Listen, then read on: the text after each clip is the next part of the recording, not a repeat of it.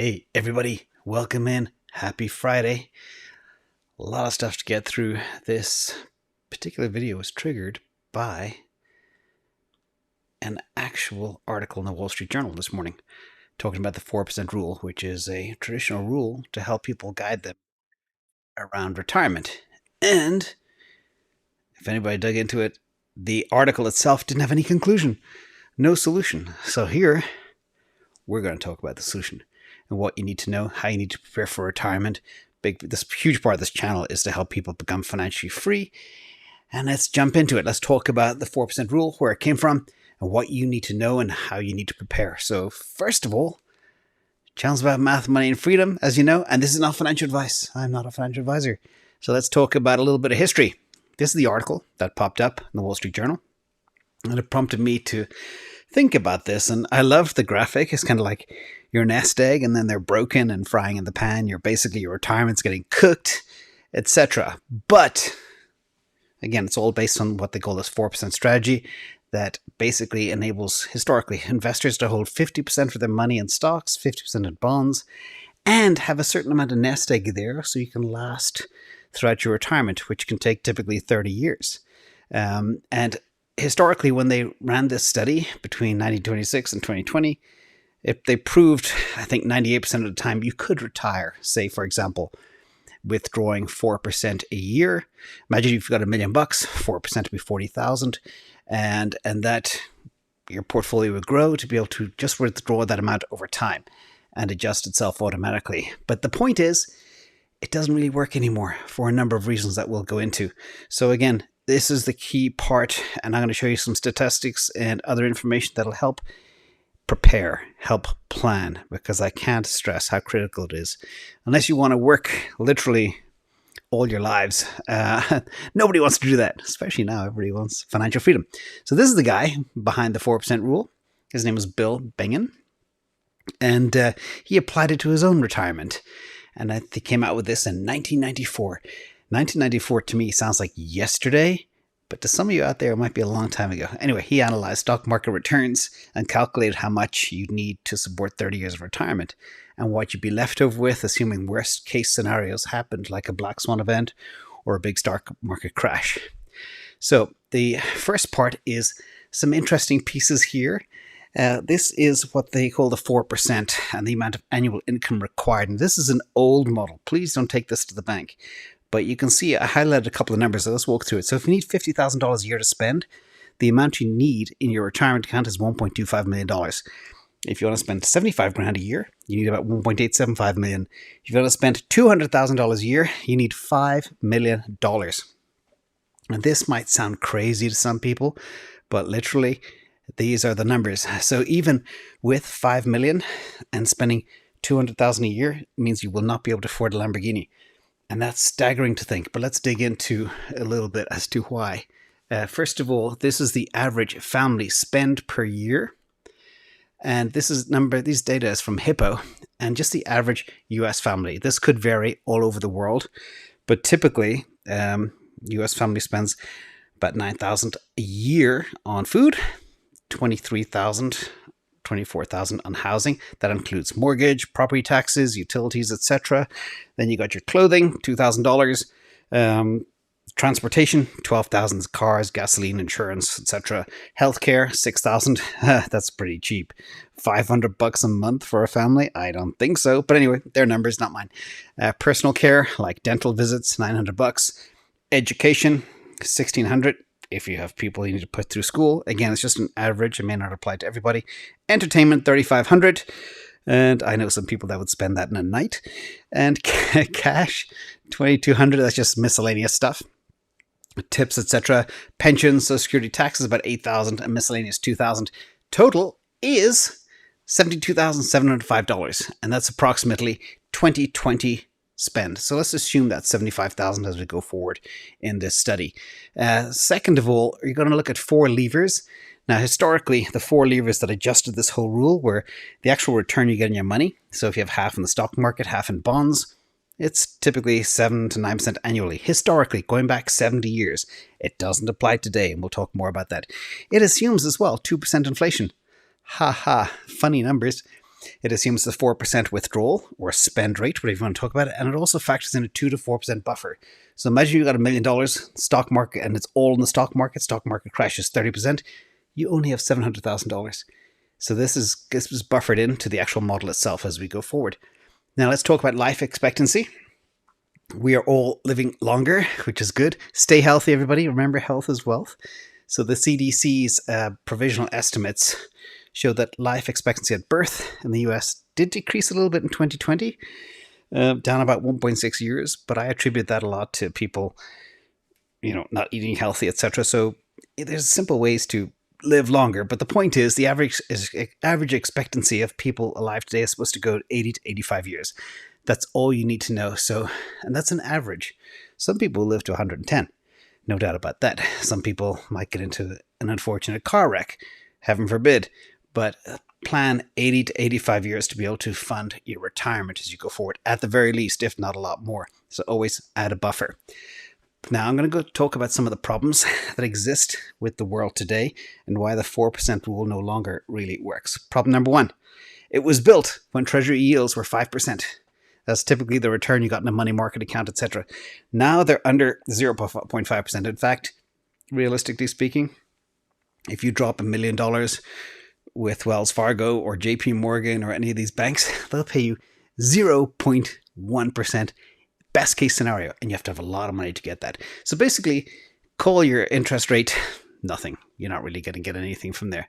So the other thing as well to think about, if you have $1 million and you are invested at that amount, you will no longer be able to get $50,000 income a year from retirement. You'll only be able to get about $6,900. So back in the day, people thought, having $1 million, you're set. Nope, not anymore. And we'll dig more into that as well, and how you can make yourself become set. So problem number two, the required balance to earn $50,000 a year based on things like money market accounts is about $8.3 million. Who's got that lying around in cash? Nobody, I hope. Problem number three. 60% of all working age individuals, and this is US statistics only. For other people around the world, it might be different. I know people in Europe and Japan and other parts of the world, they are much better organized regarding pensions, etc. But in the US, not really. But 60% of all working age individuals do not own assets in a retirement account. That is staggering, 60%. So 3 out of every 5 people do not have retirement accounts. Problem number 4, the median balance is only $40,000 in a retirement account. That is not enough to retire on, by no means. Another way of looking at it as well is problem number 5. 80% of people have less than 1 year's salary saved. So how can you possibly rely on that? So everybody needs to start getting creative real fast. Now this is another stat. This is from a guy called Financial Samurai. And he talks about the old 4% withdrawal rate when the bond rates were higher. Now, with the 10-year bond rate so low, basically you can only, according to this model, withdraw about $2,400 a year if you have $1 million in the bank to be able to survive 30 years. They are the new numbers. So let's talk a little bit about the real problem. And the reason this has been prompted as well is inflation. And I've been stressing this for the whole year to you all until I'm blue in the face. But this was an interview as well with Steve Henke, who was a top economist from Johns Hopkins. And Biden came out and said his new spending bill will actually help control inflation. No, it won't. And I love Steve Henke. He basically said, complete rubbish.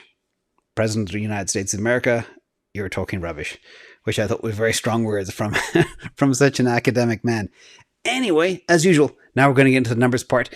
This is my theoretical study of what we need to think about and how we need to frame our minds to prepare ourselves, how we can fix this retirement problem. So as usual, I come up with a whole bunch of different scenarios, and I made them real simple, but tweaked every step of the way so you guys can follow along. So the first scenario is a retiree who has $1 million in cash, saves all the money in a money market account, paying pretty much 0%. The monthly spend is $6,250, which is $75,000 a year, which is the average family spend. Tax rate is 24%. Inflation rate is 6.1%, which is the true CPI today. And according to this model, assuming these exact numbers, your $1 million would be spent in the year 2029. That is the staggering statistic based on this theoretical model that takes all of these parameters into account. Shocking. So how do you fix this? Second scenario. You have, again, same thing again, $1 million in cash, saving in a money market, monthly spend $6,250, tax rate 24%. The inflation rate has now gone from 6.1% up to 10%, which is still very conservative in my opinion. With this, you'd be broke a year earlier in 2028. Again, from this 4% increase in inflation. This is the silent thief I want you all really to be aware of. Proven by models. Third scenario. This one here, you see, same thing again, the $1 million in cash, all the savings are in a money market account, monthly spend is $6,250, tax rate 24% as before. The only difference here is the inflation rate is now 15%, which is what I believe is more like a true reflection of the true interest. You'd be broke a year earlier again in 2027. So you retire in 2022, 5-6 years later, you're out of money with $1 million in cash. Now, that should be enough to terrify everybody. When the Wall Street Journal comes and says this 4% model is now dead, that is very alarming. But let's go a little bit further. Scenario number 4. Now, this time, in order to try to live a little bit longer, we have slashed our spend by more than half. Everything else is the same, 15% inflation, tax rate, etc. But we've cut our spending from $6,250 a month, which is $75,000 a year, down to $3,000, which is $60,000 a year. And here you see we're spending just $36,000. We will make it to 2029, but we've more than half cut our actual spend. So the question is, can you guys out there live on $3,000 a month? We'll see. Let's go a little bit further. This is the 5th scenario. Here, now, I was playing with numbers here just to illustrate how punitive inflation is.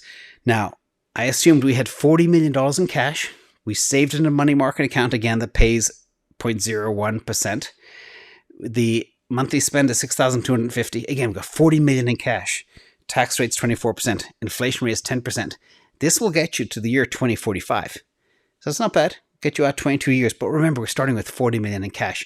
And obviously, anybody who has $40 million in cash isn't going to leave it sitting in a bank. But the point is, if you leave it sitting in a bank, it's going to waste away. You're going to lose your purchasing power, and you're going to have nothing left in a very short window of time.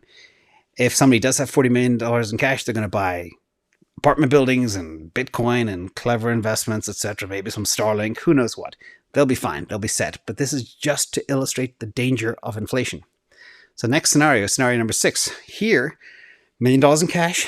Now, we switch gears a little bit. Instead of the money market account, we're moving to Celsius and getting 8.8%. By the way, there's a Celsius promo code.